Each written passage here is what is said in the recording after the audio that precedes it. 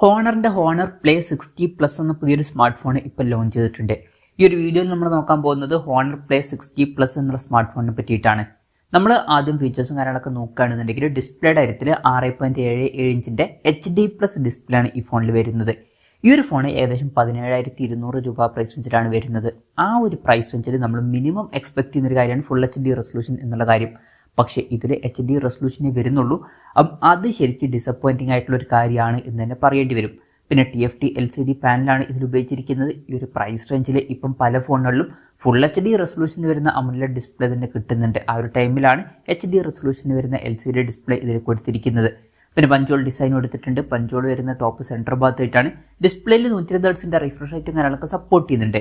Peak brightness വരുന്നത് 850 nits ആണ്. അപ്പോൾ ഡിസ്പ്ലേ ഫീച്ചേഴ്സ് മൊത്തത്തിൽ നോക്കുമ്പോൾ ഈ ഒരു പ്രൈസ് റേഞ്ചിന് പറ്റിയിട്ടുള്ള ഡിസ്പ്ലേ ഫീച്ചേഴ്സ് അല്ല ഇതിൽ വരുന്നത്. ഇനി AMOLED ഡിസ്പ്ലേ ഒന്നും കൊടുത്തിട്ടില്ലെങ്കിലും അറ്റ്ലീസ്റ്റ് ഫുൾ HD റെസൊല്യൂഷനെങ്കിലും കൊടുക്കായിരുന്നു. എന്തായാലും ഇതിൽ HD റെസൊല്യൂഷനേ വരുന്നുള്ളൂ. പിന്നെ side mounted finger print sensor ഇതിൽ കൊടുത്തിട്ടുണ്ട്. ഫോണിൻ്റെ വെയിറ്റ് വരുന്നത് 198 ഗ്രാമാണ്. തിക്നെസ് വരുന്നത് 8.24 mm ആണ്. IP64 റേറ്റിംഗ് സപ്പോർട്ട് ചെയ്യുന്നുണ്ട് ഈ ഒരു പ്രൈസ് റേഞ്ചിൽ. അത് നല്ലൊരു കാര്യം തന്നെയാണ്. പിന്നെ SGS gold label drop resistance സർട്ടിഫിക്കേഷനും കാര്യങ്ങളൊക്കെ ഇതിന് ലഭിച്ചിട്ടുണ്ട്. അപ്പം അത്യാവശ്യം നല്ല സ്ട്രോങ് ആയിട്ടുള്ള ഒരു സ്മാർട്ട് ഫോൺ തന്നെയായിരിക്കും ഈ ഒരു ഫോൺ. ഇനി പ്രോസസ്സറിൻ്റെ കാര്യത്തിലോട്ട് വരികയാണെന്നുണ്ടെങ്കിൽ സ്നാപ്ഡ്രാഗൺ 4 Gen 2 എന്ന പ്രോസസ്സറാണ് ഈ ഫോണിൽ വരുന്നത്. ഇത് ബേസിക് ആയിട്ടുള്ള ഒരു 5G പ്രോസസ്സറാണ്. 17,200 രൂപ പ്രൈസ് റേഞ്ചിൽ അത്ര ബെസ്റ്റ് ആയിട്ടുള്ള പ്രോസസ്സറാണ് എന്നൊന്നും പറയാൻ പറ്റില്ല. ആവറേജ് ആയിട്ടുള്ള ഒരു പ്രോസസ്സർ എന്നേ പറയാൻ പറ്റുള്ളൂ. അവൻ അത്ര മികച്ചൊരു പ്രോസസ്സറൊന്നും കൊടുത്തിട്ടില്ല. എന്നാലും ഈ ഒരു പ്രൈസ് റേഞ്ചിൽ തരക്കേടില്ലാത്ത ആവറേജ് പ്രോസസ്സർ എന്ന് പറയാവുന്നതാണ്. 5G സപ്പോർട്ടും കാര്യങ്ങളൊക്കെ ഇതിൽ വരുന്നുണ്ട്.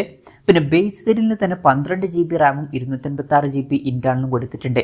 അത് നല്ലൊരു കാര്യം തന്നെയാണ്. അതുപോലെ തന്നെ 12 GB റാമും 512 GB ഇന്റേണലുമായിട്ട് വരുന്ന ഒരു വെർഷനും വരുന്നുണ്ട്. വെർച്വൽ റാം എന്നുള്ള ഫീച്ചർ ഇതിൽ കൊടുത്തിട്ടുണ്ട്. അതായത് എക്സ്ട്രാ റാം വേണ്ട സമയത്ത് ഇന്റേണൽ മെമ്മറിയിൽ നിന്ന് കുറച്ച് മെമ്മറി എടുത്തിട്ട് അത് റാമായിട്ട് യൂസ് ചെയ്യുന്നതായിരിക്കും. അങ്ങനെ 8 GB റാം വരെ എക്സ്ട്രാ നമുക്ക് ലഭിക്കുന്നതായിരിക്കും. 3.5 mm ഓഡിയോ ജാക്ക് ഈ ഫോണിൽ കൊടുത്തിട്ടുണ്ട്. ആൻഡ്രോയിഡ് 14 ബേസ് ആയിട്ടുള്ള മാജിക് OS സോഫ്റ്റ്വെയർ ആണ് ഈ ഫോണിൽ വരുന്നത്. ക്യാമറയുടെ കാര്യം പറയുകയാണെന്നുണ്ടെങ്കിൽ ഫോണിൻ്റെ പിന്നിൽ ഡ്യുവൽ ക്യാമറ സെറ്റപ്പാണ് കൊടുത്തിരിക്കുന്നത്. 50 MP മെയിൻ ക്യാമറ സെൻസർ ഈ ഫോണിൽ വരുന്നുണ്ട്. പിന്നെ 2 MP ഒരു ഡെപ്ത് സെൻസറും കൊടുത്തിട്ടുണ്ട്. അപ്പം ഇതിൽ അൾട്രാ വൈഡ് ആംഗിൾ ലെൻസ് ഒന്നും വരുന്നില്ല. പിന്നെ ഫ്രണ്ടിൽ 5 MP സെൽഫി ക്യാമറയെ കൊടുത്തിട്ടുള്ളൂ. ഫ്രണ്ടിൽ കുറച്ചും കൂടി ബെറ്റർ ആയിട്ടുള്ള ഒരു റെസൊല്യൂഷനും കാര്യങ്ങളൊക്കെ കൊടുക്കായിരുന്നു എന്നാണ് എനിക്ക് തോന്നിയിട്ടുള്ളത്. അപ്പം ഓൺ പേപ്പർ അത്ര മികച്ചൊരു ക്യാമറ സ്പെസിഫിക്കേഷൻ വരുന്നുണ്ട് എന്നൊന്നും പറയാൻ പറ്റില്ല. ബാറ്ററിയുടെ കാര്യത്തിൽ 6000 mAh ബാറ്ററി വരുന്നുണ്ട്. വളരെ നല്ലൊരു ബാറ്ററി കപ്പാസിറ്റി വരുന്നുണ്ട്. അത് നല്ലൊരു കാര്യം തന്നെയാണ്.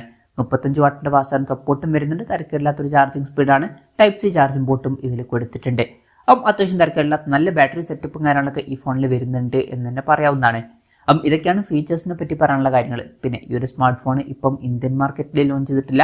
ഇപ്പോൾ ചൈനീസ് മാർക്കറ്റിലാണ് ഈ ഫോൺ ലോഞ്ച് ചെയ്തിരിക്കുന്നത്. ചൈനീസ് മാർക്കറ്റിൽ ഈ ഫോൺ ലോഞ്ച് ചെയ്തിരിക്കുന്നത് 1499 yuan എന്ന പ്രൈസിങ്ങിലാണ്. അതായത് 17,200 രൂപ പ്രൈസ് റേഞ്ചിൽ. ആ ഒരു പ്രൈസ് റേഞ്ചിൽ ഈ പറഞ്ഞിട്ടുള്ള ഫീച്ചേഴ്സ് എങ്ങനെ ഉണ്ട് എന്ന് വെച്ചാൽ അത്ര മികച്ച ഫീച്ചേഴ്സ് ആണ് എന്നൊന്നും പറയാൻ പറ്റില്ല. അപ്പം ഈ ഒരു പ്രൈസ് റേഞ്ചിനെ പറ്റിയിട്ടുള്ള ഡിസ്പ്ലേ ഫീച്ചേഴ്സോ ഓൺ പേപ്പർ ക്യാമറ സ്പെസിഫിക്കേഷനോ ഒന്നും തന്നെ കൊടുത്തിട്ടില്ല. എന്നാൽ തിരക്കേടില്ലാത്ത ബാറ്ററി സെറ്റപ്പും ആവറേജ് ആയിട്ടുള്ള ഒരു പ്രോസസ്സറും വരുന്നുണ്ട്. പക്ഷെ മൊത്തത്തിൽ നോക്കുമ്പോൾ ഈ ഒരു പ്രൈസ് റേഞ്ചിനെ പറ്റിയിട്ടുള്ള ഫീച്ചേഴ്സ് ഒന്നുമല്ല ഇതിൽ വരുന്നത്. ഇനി ഇന്ത്യൻ മാർക്കറ്റിൽ ഈ ഒരു ഫോൺ ലോഞ്ച് ചെയ്യുമെന്ന് വെച്ചാൽ ചിലപ്പോൾ ലോഞ്ച് ചെയ്തേക്കാം. പക്ഷെ അതിനെ പറ്റിയിട്ടുള്ള ന്യൂസുകളൊന്നും വന്നിട്ടില്ല. അതിനെ പറ്റിയിട്ടുള്ള ന്യൂസുകളൊക്കെ വരികയാണെന്നുണ്ടെങ്കിൽ അതിനെ പറ്റിയിട്ടുള്ള വീഡിയോസൊക്കെ നമ്മൾ ചെയ്യുന്നതായിരിക്കും.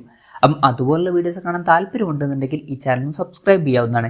ഇന്ത്യൻ മാർക്കറ്റിൽ ലോഞ്ച് ചെയ്യുകയാണെന്നുണ്ടെങ്കിലും നമുക്ക് ഒരു 13,000-15,000 രൂപ പ്രൈസ് റേഞ്ചിലായിട്ട് ഈ ഫോൺ എക്സ്പെക്ട് ചെയ്യാവുന്നതാണ്. കൺഫർമേഷൻസ് ഒന്നുമില്ല. ജസ്റ്റ് നമ്മുടെ എക്സ്പെക്ടേഷൻ പറഞ്ഞു എന്നേ ഉള്ളൂ.